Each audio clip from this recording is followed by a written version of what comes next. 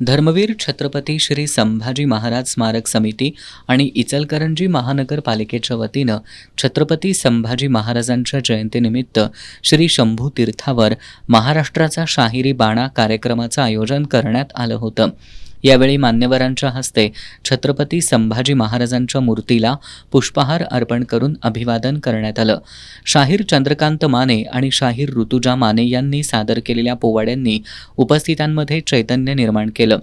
छत्रपती शिवाजी महाराज आणि छत्रपती संभाजी महाराजांच्या शौर्यगाथा, स्वराज्याची परंपरा आणि हिंदवी स्वराज्यासाठी दिलेल्या बलिदानाचं प्रभावी वर्णन शाहिरी शैलीत करण्यात आलं. शिवबा राज छत्रपती झालं या गीताला उपस्थितांनी उत्स्फूर्त प्रतिसाद दिला.